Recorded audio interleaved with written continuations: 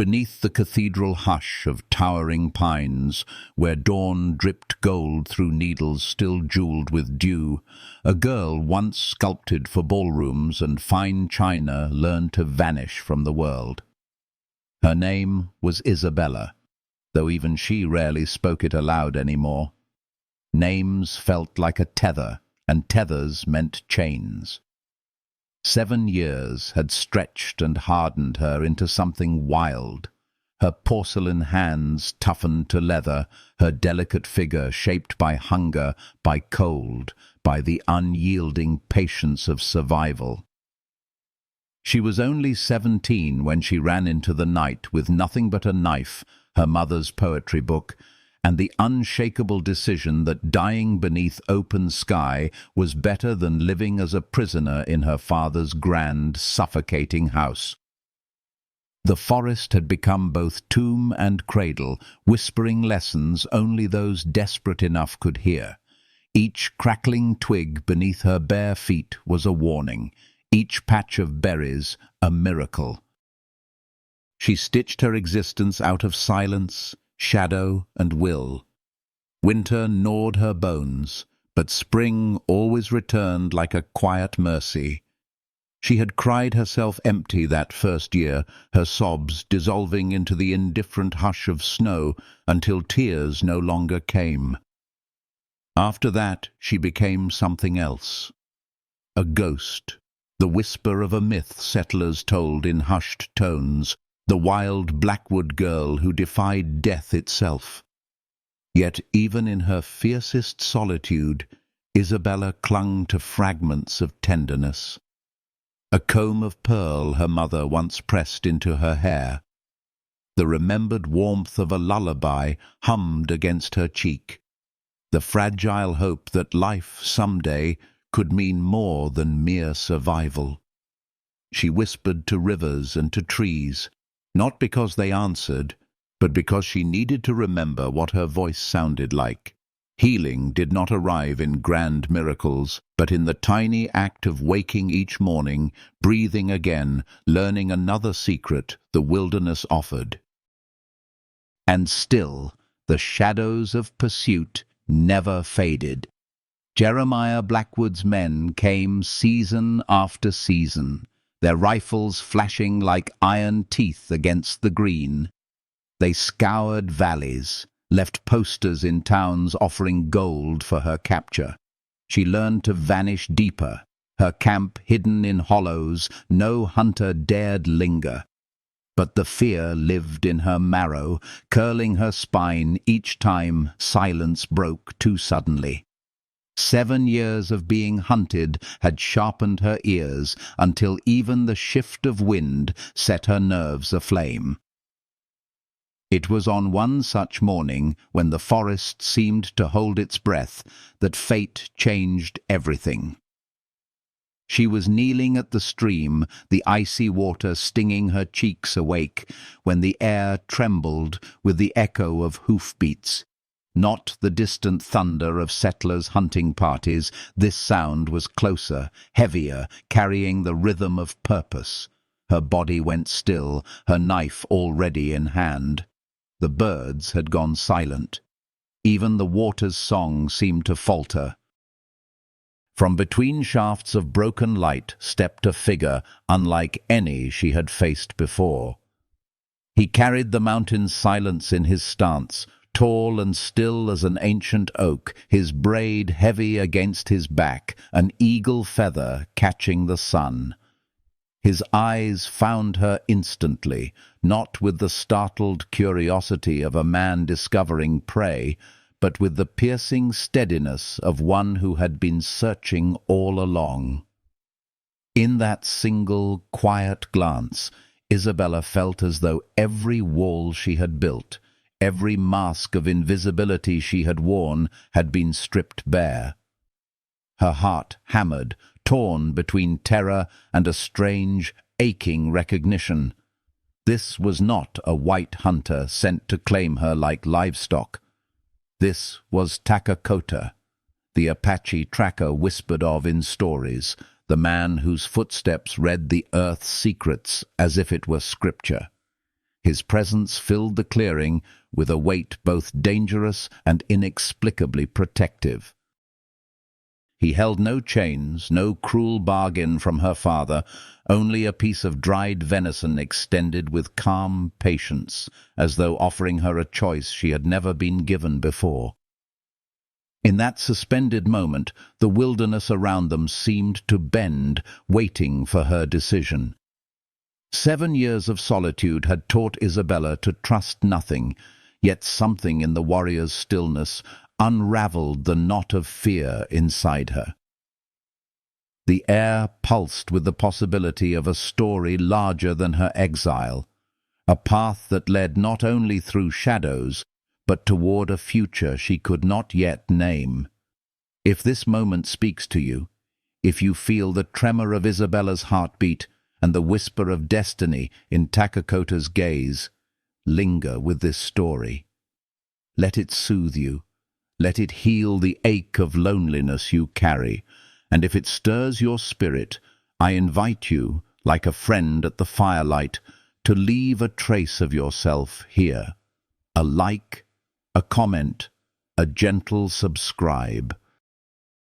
These simple acts are not just gestures, they are threads weaving us together, reminding us that even in the wilderness of our own lives, we are never entirely alone. From that fateful meeting by the stream, Isabella's journey would no longer be about vanishing. It would become a tale of awakening, of trust, of love, of two souls learning to walk between worlds. And as the forest's hush closed around them, one chapter ended and another quietly began. The forest still hummed with the echo of that first meeting when Isabella slipped back into the rhythm of her days. Yet nothing felt the same. For 7 years she had built her world from silence, a cocoon of solitude that protected her from her father's cruelty and the sharp claws of betrayal. Now, with the appearance of Takakota, her carefully woven veil of invisibility trembled like a thread pulled loose from fabric. She told herself it meant nothing, that he was a passing shadow, another presence to evade, but deep inside, her pulse carried the undeniable truth that some encounters refuse to vanish. At night, by the dim light of her fire, she felt his gaze linger in memory. Those eyes had not looked at her like prey, not like a phantom to be captured for coin. They had studied her with a quiet depth, as if he saw her scars not as weakness, but as proof of survival.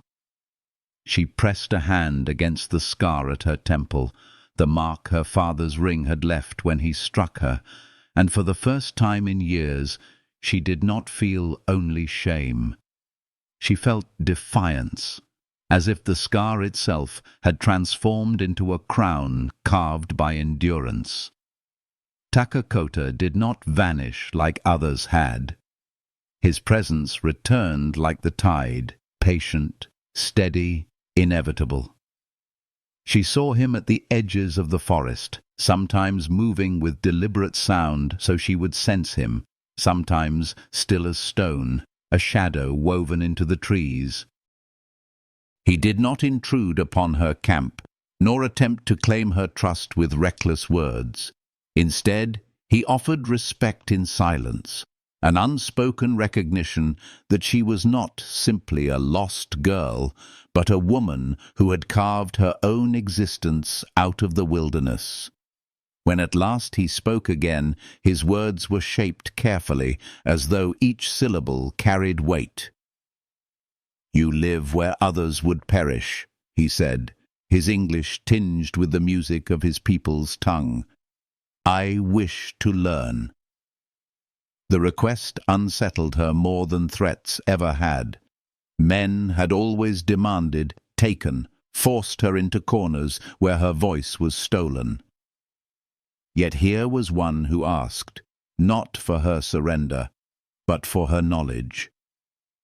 Something fragile stirred inside her, a warmth she almost did not recognize, dignity, the quiet healing of being seen as equal. She did not answer immediately, for trust was a wound that bled slowly. But the forest whispered around them, as if urging her to speak, and finally she nodded. Their exchange began like the first tentative brushstrokes on blank canvas. Isabella showed him her snares, simple yet clever constructions woven from branches and cord, designed to catch rabbits without disturbing the balance of the woods. Takakota, in turn, taught her how to read the earth's language more deeply. The tilt of grass where a deer had passed, the faint scuff of boot heels where hunters intruded. His hands were steady as he demonstrated, his voice low, a rhythm that soothed the jagged edges of her solitude. Together they gathered herbs beneath the canopy. Isabella shared which roots she had discovered eased fever, which leaves numbed pain. Takakota showed her plants she had feared to touch, revealing their power to heal wounds or calm the spirit. Their lessons unfolded like two rivers meeting, their currents different yet flowing toward the same sea. Each moment spent in shared discovery chipped away at the fortress of silence she had built around herself, and in its place bloomed something new, something she had not dared to hope for: connection. Still, shadows lingered. Hunters whispered her name in taverns, promising gold for her return to Jeremiah Blackwood's iron grip. Each rifle echo in the distance reminded her that safety was a fleeting illusion. Yet when Takakota moved beside her through the trees, the fear quieted. The wilderness no longer felt like a cage, but a sanctuary where her steps did not echo alone. He told her of his tribe, of Grandmother Makia, whose wisdom guided them, of valleys where children's laughter blended with the songs of rivers. She listened, torn between longing and fear. To belong again was dangerous. To open her heart was more terrifying than facing any storm. Yet the warmth in his voice painted pictures she could not banish, and in the quiet of the night she found herself imagining what it would mean to share not just survival, but life. The days stretched into weeks, the air shifting as though the forest itself approved of their bond. Isabella's voice, rough with disuse, softened into ease as she spoke more. Her laughter, long buried, rose like a spring breaking through stone. Healing seeped into her bones, not as sudden light, but as the slow thaw of winter into spring. But with each step toward trust, the danger drew closer. Settlers pushed deeper into the land. Hunters whispered louder, spreading maps and rumors like nets cast wide. Jeremiah Blackwood's reward swelled with the passing years, and greed sharpened men's resolve. Isabella's sanctuary teetered on the edge of exposure, and her heart, newly fragile, newly brave, faced its greatest test. For even as love rooted itself quietly between her and Takakota, the sound of pursuit grew nearer, like distant thunder gathering strength. And the moment would soon come when she would be forced to choose, to vanish once more into the shadows of solitude, or to stand beside him and face the storm together. The forest carried the scent of rain when Isabella first realized that silence between her and Takakota had begun to change. It was no longer the wary silence of strangers guarding their secrets. It had softened into something gentler, a rhythm like the hush of water over stones, alive with unspoken understanding. She felt it in the way their footsteps matched, even when no words passed between them, in the way his presence no longer felt like an intrusion, but like the steady pulse of the earth itself, reminding her she was not as alone as she once believed. Each evening, when the sky blushed with the last light of day, they shared food at the edge of her hidden camp. She would place herbs on the fire to flavor the rabbits she caught, and he would add dried meat or wild grains carried in his pouch. At first they ate quickly, wary of hunters' shadows, but soon their meals became moments of communion, delicate threads weaving trust where once there had been nothing but suspicion.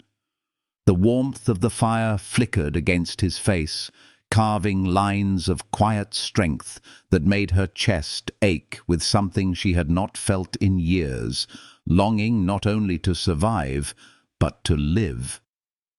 Takakota asked little of her past. He seemed to sense that some wounds would open on their own when the time was right, and he offered no knife to cut them open sooner. Instead, he gave her his stories, pieces of his life shaped by both Apache blood and the father who had come from across the ocean. He spoke of standing always between worlds, never fully claimed by either, yet carving a place through skill and perseverance. His voice carried no bitterness, only acceptance, and in it Isabella heard the faint echo of her own exile. She too lived between worlds, no longer her father's daughter, not fully of the wilderness, caught in the in-between. In that shared exile, they began to find a mirror of themselves. One night, when rain drummed gently on the canopy, Isabella reached into her bundle and drew out her most fragile treasure, her mother's pearl comb. Its surface had dulled with years of weather, yet the pearls still caught firelight like tiny stars. She placed it in his hand without a word, her pulse fluttering like a trapped bird. For years she had guarded it as her only connection to love lost too soon, never allowing even the forest to touch it. Now she found herself entrusting it to him, as though his steady hands could shield what memory alone could not. He studied it with reverence and returned it without claiming it, a gesture that spoke more than promises. For the first time in years, Isabella felt the edges of her heart begin to soften. The days that followed unfolded like a slow-blooming flower. She laughed when his careful traps failed to catch even the clumsiest rabbit, and he smiled when she showed him the trick of bending branches just so, turning failure into lesson. He taught her how to move through streams without disturbing the current, how to read the tilt of moss on trees to find true north. In exchange, she revealed the secrets of her silent snares, the way she smoked meat to last through long winters. Their knowledge braided together like strands of rope, stronger for being entwined. In these exchanges, Isabella rediscovered her voice. Her words, once hoarded like precious coins, now spilled freely, warmed by his quiet patience. She told him of nights curled beneath roots when snow buried the world, of the taste of bark when hunger gnawed, of the fear that became her only companion. Instead of pity, his gaze held recognition, a kind of respect that wrapped her wounds in gentleness. The telling itself was healing, as though every memory released from her chest left space for something brighter to take root. But beneath the healing grew something wilder, deeper. She began to notice the subtle brush of his arm against hers when they crouched over tracks, the way his hand lingered a fraction longer when passing her a pouch of herbs. The warmth of his nearness seeped into her like sunlight breaking through years of winter. It frightened her as much as it soothed her. For so long she had built her life on walls, teaching herself that closeness meant danger. Yet now, with Takakota, closeness felt like breath itself, terrifying in its necessity. The forest seemed to sense the shift, offering them quiet sanctuaries as though conspiring in their awakening. A hollow beneath an ancient oak became their refuge when hunters scoured nearby ridges. A cave hidden behind a waterfall sheltered them on nights when storms raged. In those places, Isabella learned the comfort of another's steady presence, the strange peace of sleep unbroken by fear, because someone else kept watch. Healing was no longer a distant dream. It was in the rhythm of shared steps, in the warmth of firelight reflected in eyes that did not judge. Yet the world beyond their fragile cocoon pressed closer. Hunters whispered louder, driven by her father's growing desperation. They spoke of rewards heavy enough to turn any man's loyalty. Isabella's name, once lost to silence, now spread like wildfire through taverns and camps. Her father's shadow stretched even into the wilderness, and with it came danger neither she nor Takakota could ignore. Still, when fear clawed at her, Takakota would place a hand over hers, grounding her with quiet certainty. "The forest chose you," he told her once. "And now, so do I." Those words lingered in her chest long after the night they were spoken. She realized then that love was not the thunderous strike she had once read about in her mother's poetry, but a steady fire coaxed from sparks, nurtured into flame by patience and trust. It was not the frantic rush of survival, it was the choice to remain, to walk beside, to build something even when the world threatened to tear it apart. As spring ripened and rivers swelled with snowmelt, Isabella knew her life had already changed. She could no longer imagine returning to the silence she once thought sacred. The forest had been her prison and her healer, but Takakota had become her bridge back to living. With him, every tree seemed greener, every dawn brighter, every shadow less cruel. Love had entered her life not as a storm, but as the gentle dawn after endless night, warming her soul into bloom. But the bloom of love did not erase the thorns of pursuit. Jeremiah Blackwood's hunters closed in, their rifles glinting like teeth in the dark. The world that had once forgotten Isabella was remembering her with dangerous hunger, and as the winds shifted and the signs of pursuit thickened around them, Isabella realized the sanctuary she and Takakota had built would soon be tested by fire. The forest whispered warnings, urging them to prepare for the storm that was already on its way.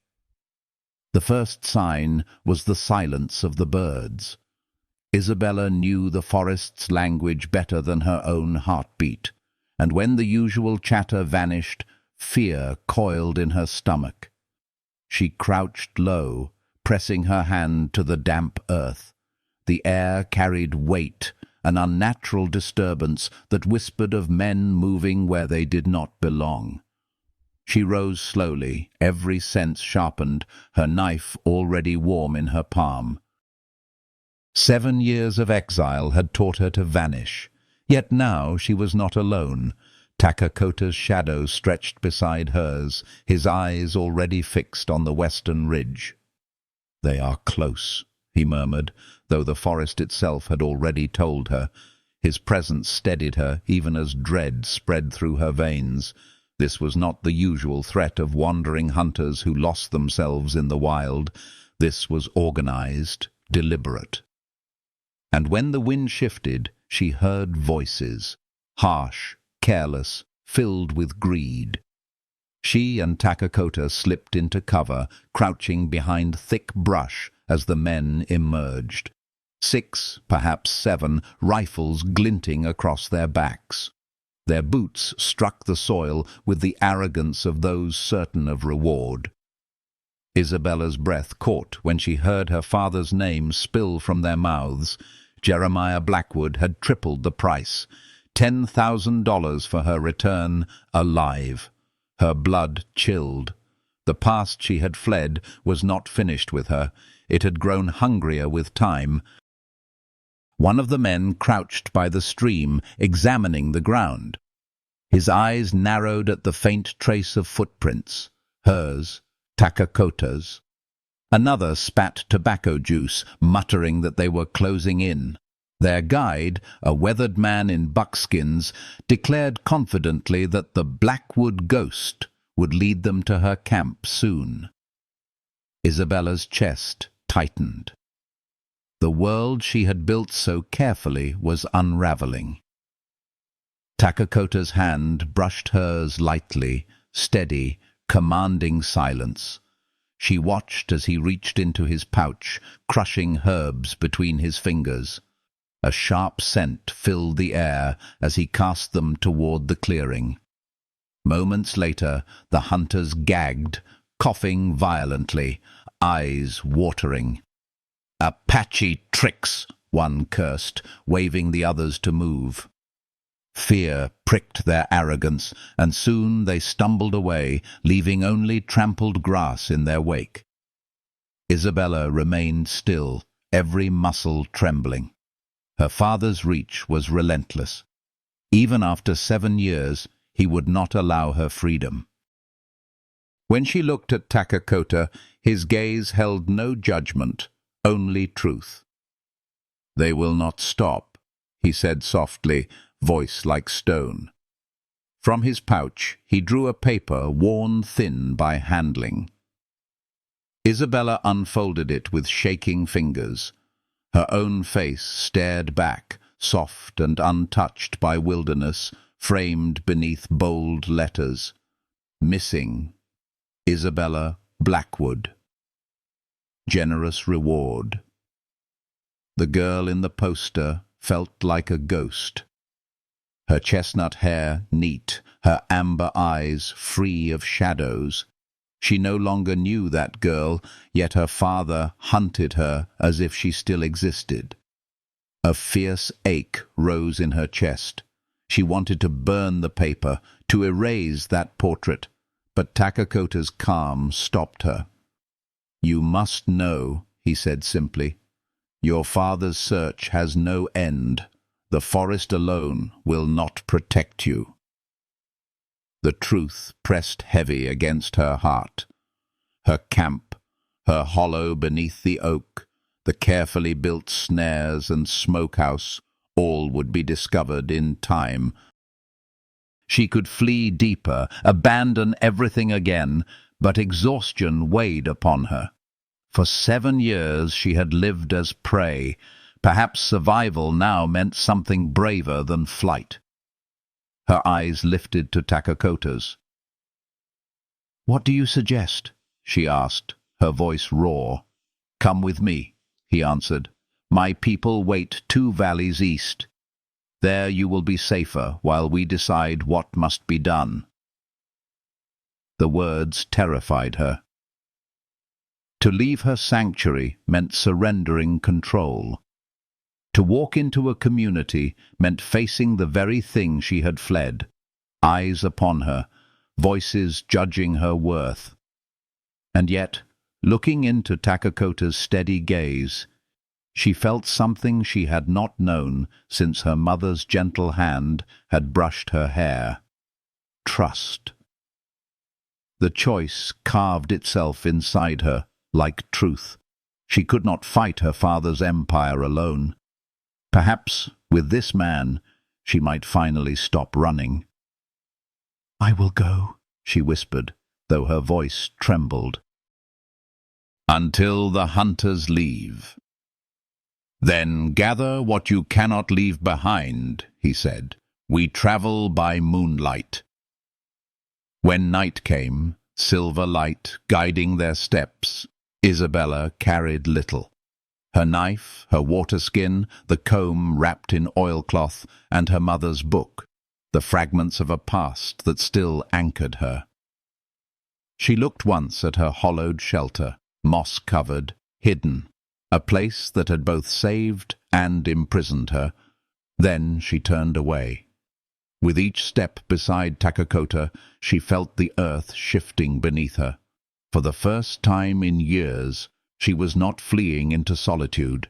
She was walking towards something, unknown, dangerous, but alive with possibility. The forest sighed around them, as if releasing its hold. The trees that had hidden her now parted for their passage, their branches whispering like blessings. Fear still gnawed at her ribs, yet warmth rose quietly beside it, a healing warmth that came from the rhythm of another's steps beside her own. And in that fragile balance between dread of pursuit and the spark of new trust, Isabella stepped into the next chapter of her life, her heart beating not only for survival, but for the fragile, luminous chance of belonging. The first light of dawn spread in pale ribbons across the valley when Isabella saw the Apache camp for the first time. After nights of traveling beneath moon and stars, after hiding in caves and moving with the silence of deer through shadowed ridges, the sight of smoke rising in slender columns above the clustered lodges made her breath catch.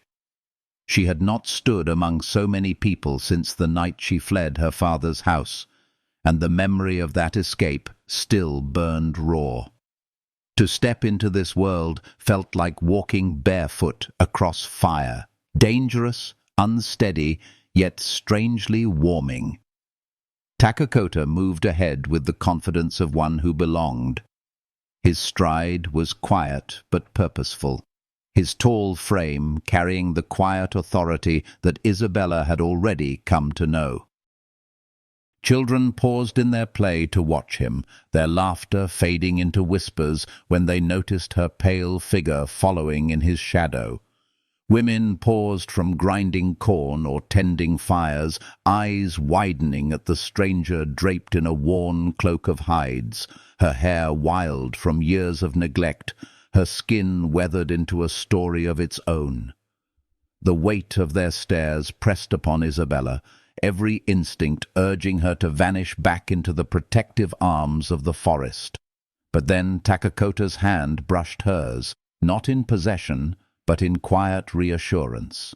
His eyes met hers, steady and warm, reminding her of the promise he had made. She was not alone. She clutched the medicine pouch his grandmother had gifted her during their journey, its beadwork cool beneath her fingers, a reminder that she had already been given a place, however small, in their circle. At the camp's center, flames leapt in a great fire where the elders sat. Among them was Grandmother Makia, her age carved into her face like sacred lines in stone, her gaze sharper than any knife. She rose slowly when they approached, leaning on her staff. Yet there was no frailty in the way she looked at Isabella. Her eyes travelled over her, not with suspicion, but with a depth that seemed to peel away every layer of fear until only truth remained. Isabella stood trembling, yet did not look away. Makia circled her once, murmuring words Isabella could not understand, then reached out and took her hand. The touch was light, but it rippled through Isabella's body like water over parched earth. With deliberate grace, the elder removed a shawl from her shoulders, its patterns woven in red, black, and white, every thread carrying a story. She draped it over Isabella, and Takakota's quiet voice translated, "She claims you under her protection. She says the forest shaped you as water shapes stone." A hush fell. The air seemed to soften, as if the forest itself had leaned closer to witness. The blanket's weight settled across Isabella's shoulders like a healing balm, grounding her trembling limbs. She bowed her head, words caught in her throat, but gratitude poured from her eyes in silent streams. Not all were convinced. Murmurs rose among the elders, some gesturing sharply, voices rising with distrust. Isabella felt the old ache of rejection flare inside her, the familiar sense of being too much and not enough all at once. But Grandmother Makia silenced them with a single command, her voice strong despite her years. She led Isabella to her own fire and offered her food, roasted meat and corn cakes, warm against Isabella's trembling hands. In that gesture, the debate ended. The old woman's authority was law. That night, Isabella lay beneath a shelter of firs arranged beside Makia's lodge. The sounds of the camp surrounded her. The low hum of conversation, the laughter of children, the rhythmic beat of a distant drum. For 7 years she had slept to the lonely crackle of her own fire, her ears straining for the snap of twigs that warned of danger. Now she closed her eyes to the comforting murmur of community, a circle that kept watch even as she rested. For the first time in years, she did not fall asleep with her knife clutched in hand. The days that followed were a test of courage. The women invited her to gather herbs, their eyes lingering with curiosity as she moved among them. Children peeked from behind their mothers, whispering about the pale woman who had once been only a rumor. Isabella felt clumsy, out of place. Yet when she shared her knowledge of roots that eased fever or traps that snared rabbits with little trace, the camp began to see her differently. Her silence gave way to soft laughter when the youngest girl, Kimmy, tugged at her hand and asked, through broken English, if she was truly a spirit. Isabella knelt, touched the child's hair gently, and replied, "No spirit, just a woman who listens to the forest." The girl giggled, and soon others joined her side. Each evening, Takakota returned from scouting with his warriors. His presence drew her like sunlight to frozen ground. They spoke quietly by the fire, exchanging stories of the day. He listened with patience when she confessed her fears, never rushing her words, never dismissing her unease. In return, he offered glimpses of his own battles, of growing between two worlds, of earning respect not through birth, but through skill. Their conversations unfolded like a bridge being built stone by stone, carrying them toward one another across the gulf of loneliness. But peace was fragile. News came that hunting parties had drawn closer, sweeping the forests in wide arcs, their search more systematic than before. Maps marked with red showed that her father's reach was spreading, pressing against the tribe's seasonal grounds. Isabella's heart clenched with guilt, certain she had brought danger upon those who had welcomed her. She offered to leave, to vanish deeper into wilderness. But Makia shook her head fiercely, her black eyes unwavering.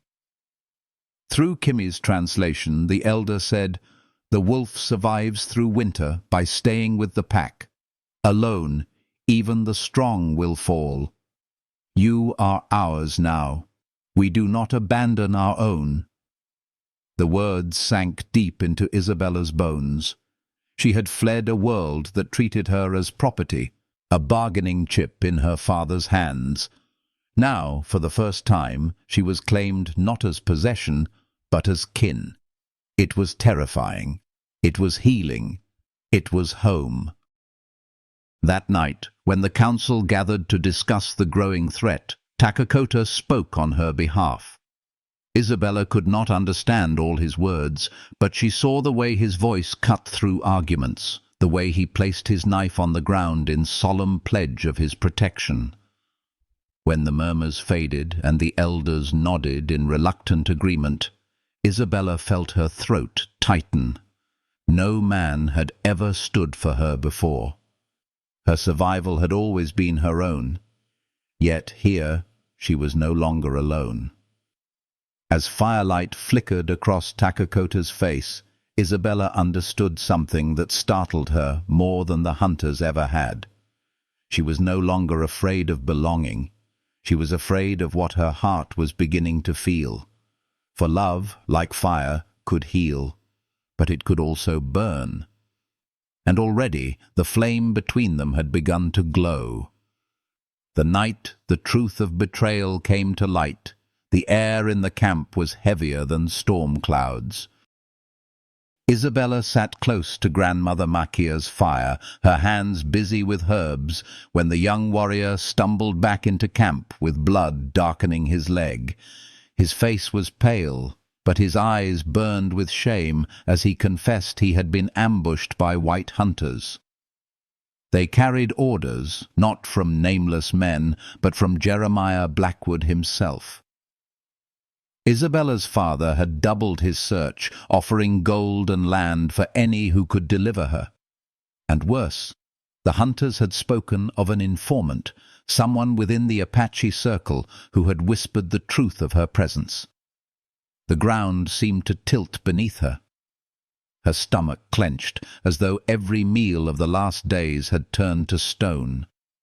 She had brought this storm to their fires, and now it threatened to consume them all. Around her, voices rose, sharp as arrows, the elders debating furiously. Some pointed in her direction, their eyes filled not with hatred, but with fear.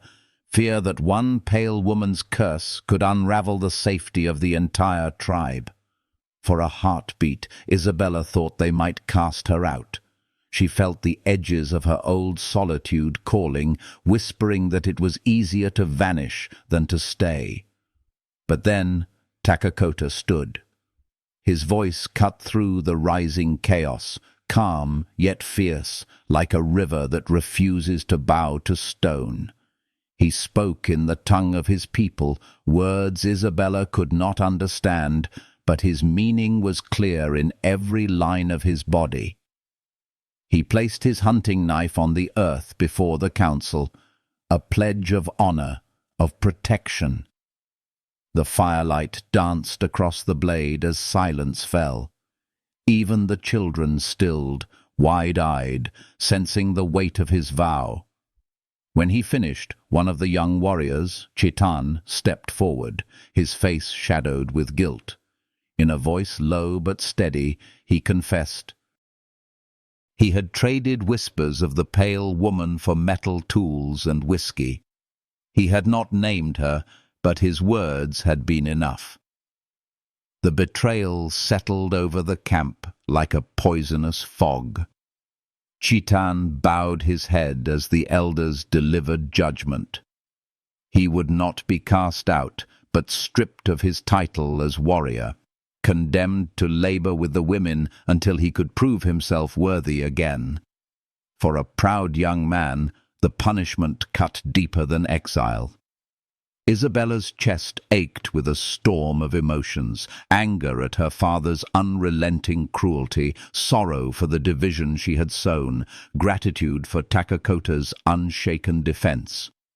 When she caught his gaze across the fire, she saw no regret, no hesitation, only steadiness, as if he had chosen his place by her side long before this night. The decision was made swiftly. The tribe could not remain where they were. Blackwood's men were closing in, guided now by inside knowledge. The council ordered the people to split into 3 groups, each taking different paths north, scattering like branches broken from the same tree, making it harder for hunters to follow. Isabella would not be left behind. She was placed in the smallest party with Makia, Takakota, Kimi, and 2 others. Their path would cut through high passes few dared to tread. Dangerous, yes, but also hidden from pursuers. That night, as she packed her meager belongings, Isabella felt the weight of choice pressing upon her. She touched her mother's book, the comb wrapped in cloth, the medicine pouch Makia had gifted her. For so long, she had believed survival meant solitude, that trusting another was a weakness that would destroy her.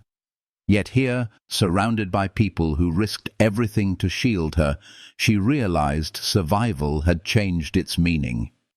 It was no longer about disappearing. It was about standing, enduring, together. When dawn broke, the small group moved swiftly into the mountains. The path wound higher, the air thinning, the trees giving way to stone and scrub. Each step was a reminder of fragility, yet also of strength. Isabella supported Makia when the ground grew steep. Kimmy's laughter lightened even the most perilous climbs, and Takakota's steady figure at the front gave her courage. In moments of exhaustion, she remembered his words, "The forest chose you." Now she began to believe it. Perhaps the forest had not saved her merely to endure, but to find her place among those who walked between worlds as she did. At night, beneath skies burning with stars, she felt the shift in her heart.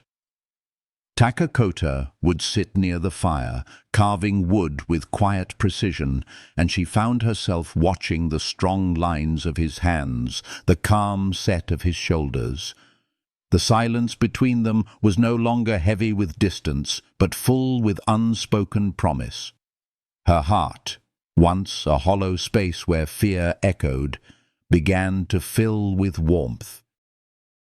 Healing seeped into her with every glance, every shared task, every moment of trust. The danger had not lessened. The hunters still pressed close, and whispers of betrayal lingered like ghosts. Yet Isabella discovered a truth she had never known before. Even in the shadow of pursuit, love could bloom. It was not fragile, not fleeting. It was forged in fire and trial, tested by fear, strengthened by every choice to stay instead of flee. And as the mountains rose around them, cold winds cutting at her skin, she felt a warmth no storm could extinguish, the warmth of belonging, of love that asked nothing but gave everything. Ahead, the path narrowed into a canyon, its walls towering like guardians on either side.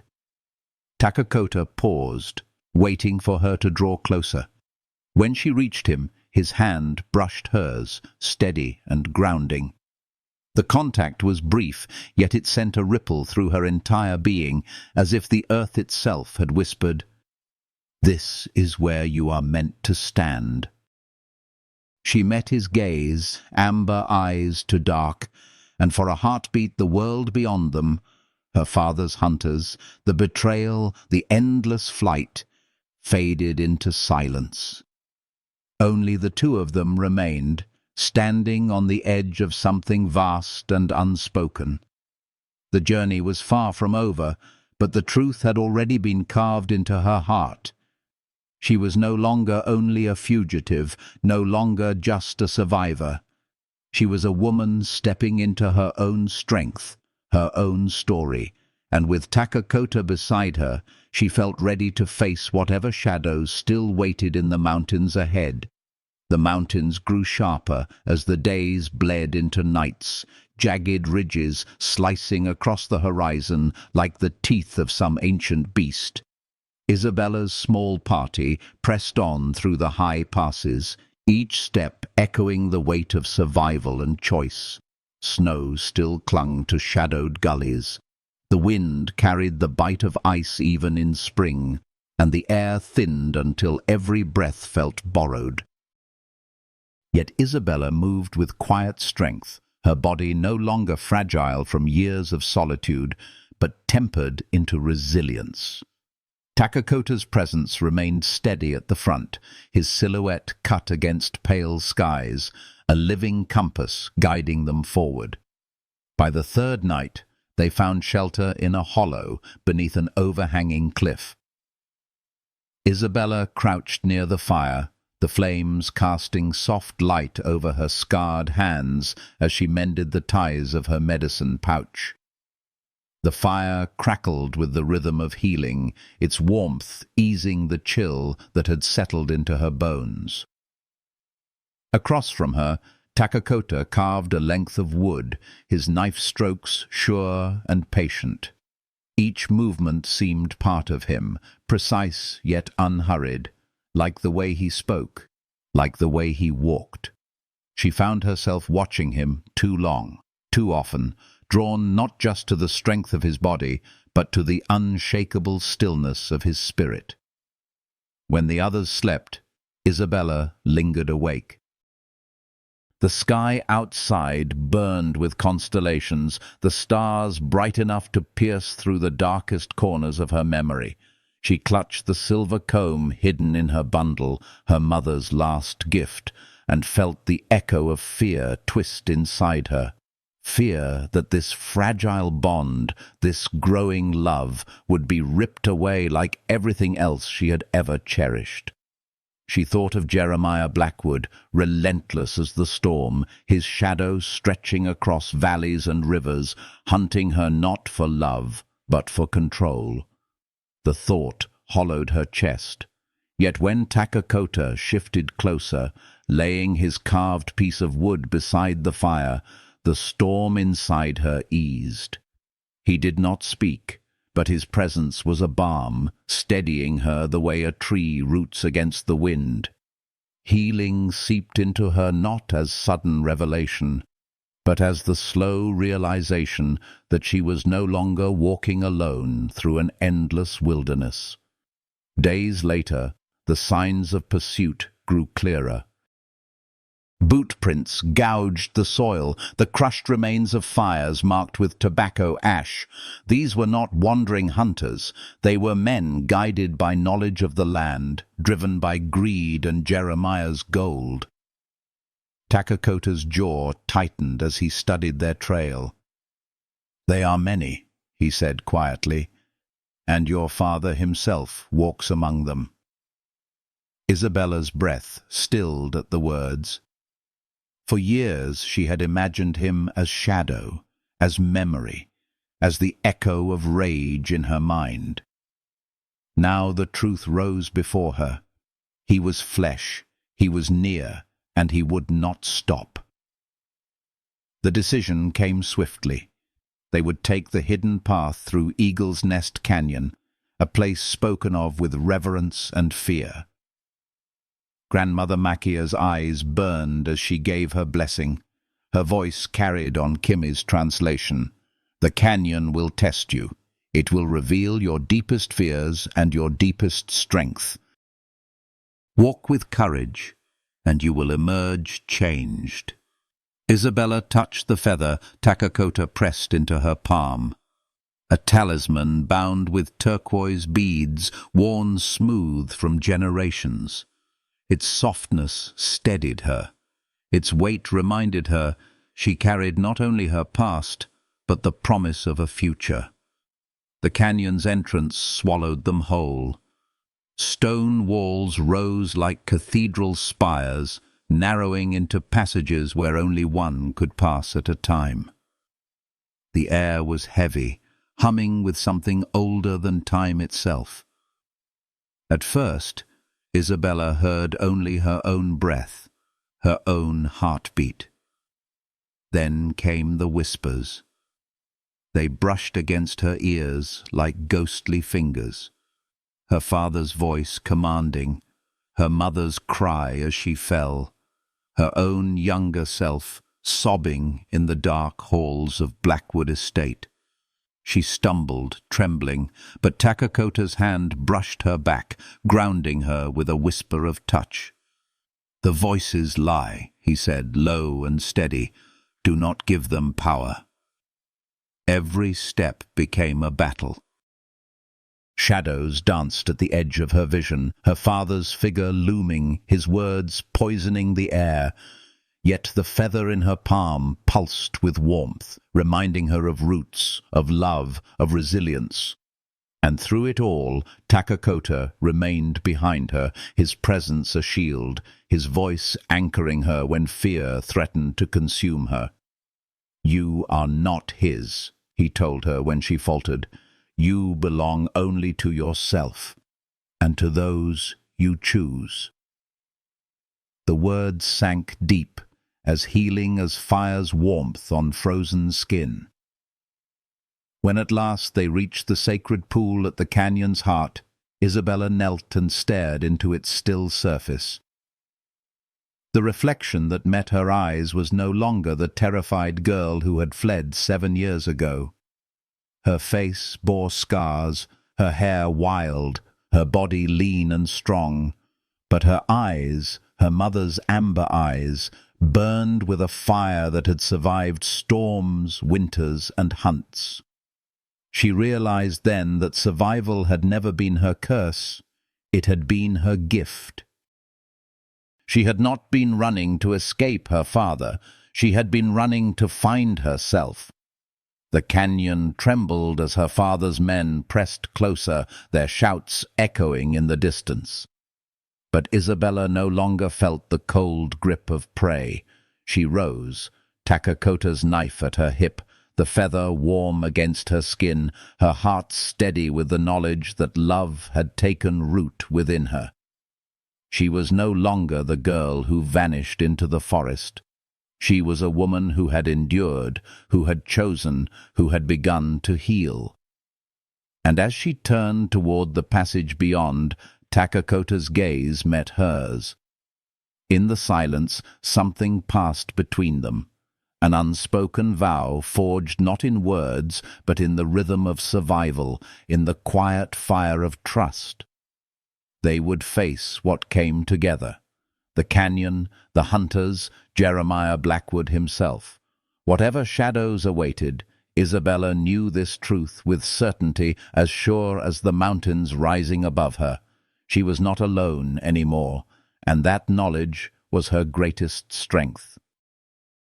The canyon spat them out into sunlight as though the mountain itself had decided their fate, releasing them into a valley where the air shimmered with the scent of pine and wildflowers. Isabella stumbled forward, her eyes blinking against the brilliance after so many hours in shadow. Behind her, Takakota emerged with the same quiet strength that had carried them through. Grandmother Makia leaning on Kimmy's shoulder, their faces alight not only with exhaustion, but with a kind of reverence. They had survived what many did not, and in surviving, something within each of them had been reborn. Isabella pressed a hand to her chest, feeling the medicine pouch resting there, the eagle feather still warm, as though it had absorbed the fire of her courage.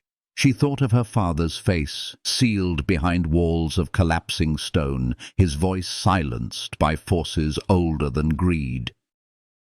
For years, Jeremiah Blackwood had been the ghost haunting her steps, but now she realized the forest had shifted him into the past. Whether he lived or was buried beneath stone no longer mattered. His grip on her had broken, and with it, the shackles of fear that had bound her since childhood. As they set camp beside a rushing stream, Takakota built a fire with practiced hands, his every motion efficient yet tender. Isabella watched him, her heart swelling with something stronger than gratitude, deeper than survival. He had not rescued her. No, she had rescued herself long before he arrived. But he had stood beside her, seen her, believed in her when she had forgotten how to believe. That was love's truest gift, not to erase scars, but to remind a wounded soul that scars could be beautiful, proof of endurance, proof of becoming. In the days that followed, they travelled north until the earth softened beneath their steps, valleys unfolding into meadows where children laughed and the scent of hearth fires carried on the wind. Isabella entered the Apache summer grounds not as a ghost, not as a fugitive, but as a woman claimed by no man, yet embraced by a people who saw her strength. The tribe gathered in a circle when Grandmother Makia laid her story blanket across Isabella's shoulders, declaring her kin. The weight of the fabric wrapped her in warmth she had thought forever lost, and she bowed her head, tears spilling freely, not of grief, but of release. Takakota stood at her side through it all, his quiet presence a constant thread. In the evenings, when the stars blazed above, he would sit with her at the fire's edge. Sometimes they spoke of loss, of hope, of the delicate balance between two worlds. Sometimes they said nothing, letting the rhythm of shared silence be enough. Isabella discovered that love did not need to be loud to be true. It grew in glances held too long, in laughter that loosened old wounds, in the healing touch of a hand reaching for hers when fear threatened to rise again. Seasons turned, and with each one Isabella found herself weaving into the fabric of the tribe. She learned songs carried on the wind, planted herbs that healed fevers, taught children how to set snares without disturbing the forest's harmony. And when Takakota returned from long hunts, her heart leapt as though tethered by invisible thread, relief washing through her like spring rain. Their love was no fragile blossom. It was rooted deep, resilient, forged in the canyon of echoes, where fear had tried to consume them, but instead had revealed who they truly were. When their union was blessed before the people, Isabella stood draped in a marriage blanket woven with patterns of both her worlds, forest plants stitched alongside eagle feathers, stars embroidered above trees. As the blanket bound her to Takakota, she felt the last remnants of loneliness dissolve. She had not merely found safety, she had found home, a belonging stitched together by love and chosen family. Years later, as she cradled her daughter beneath winter stars, Isabella whispered stories of the forest, of rivers that healed, of fire that kept watch through endless nights. She spoke of fear overcome, of wounds that taught, of love that grew like wildflowers in the cracks of stone. And when Takakota's arm wrapped around her shoulders, she leaned into him with the peace of one who no longer ran. The forest had tested her, the canyon had revealed her, but love, quiet, enduring, tender love, had healed her. And so, if this story has touched your heart, if it has reminded you that healing is possible even through the darkest wilderness, let your voice join ours. Leave a comment, share your thoughts. Let your words be part of this circle. And if you feel the warmth of Isabella's journey, the courage of Takakota's vow, I invite you to like, to subscribe, to stay close. For just as their story reminds us, we are never truly alone when we walk together beneath the stars.